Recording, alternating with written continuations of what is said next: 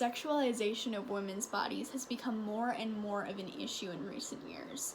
Over the years, both men and women have become increasingly sexualized.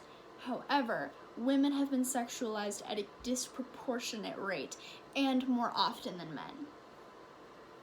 Women are sexual beings, and there is nothing wrong with them being portrayed as sexy. However, the line is crossed when women, instead of being portrayed as sexy, are portrayed as sexual objects designed to fulfill someone else's sexual desires and grant them sexual enjoyment.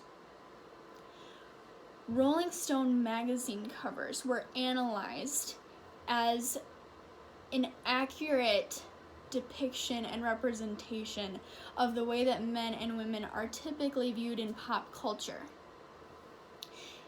Looking at these magazines, it was found that during the 1960s, 11% of men in these magazines, compared with 44% of women, were sexualized. Fast forward a few years to the 2000s, and 17% of men, compared with 83% of women, were sexualized. In these magazines, 2% of men, compared with 61% of women, were hypersexualized. Kay Hagan and Robert Menendez introduced a bill to the Senate requesting funding for studying the way that the media plays a role in sexual objectification of girls. This was called the Healthy Media for Youth Act, and it found that just 34% of girls reported being very satisfied with their bodies. 60% of girls compare their bodies to fashion models. Almost 90% of girls report feeling pressured by the fashion industry to be skinny. 55% of girls diet. 42% know someone who is purged after eating. 37% of girls in this study know someone diagnosed with an eating disorder. 31% acknowledged that they have starved themselves in an effort to lose weight. 55% of 3rd through 5th grade girls worry about their appearance, and it was shown that 37% of those girls specifically were worried and self-conscious about their weight. Girls especially are taught to view themselves through the lens of how they will be perceived and viewed by men, and their attractiveness and beauty is determined by how sexy they come across. This is called self-objectification. When discussing how women are expected to present themselves in workplaces, to quote Diane Avery, "It's about how beautiful you are, how thin, attractive, sexy, and alluring, how you sell the corporate brand, not how competent, smart, or capable you are of doing the job," end quote. Sexualized images of human bodies are shown to increase eating disorders in both men and women and decrease sexual satisfaction among both men and women.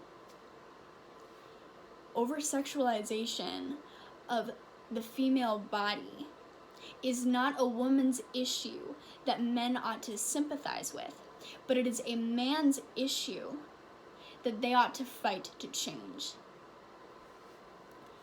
Men are taught to view women as sexual objects, and this results in objectifying women, disrespecting women, and it systemically places women under men in society.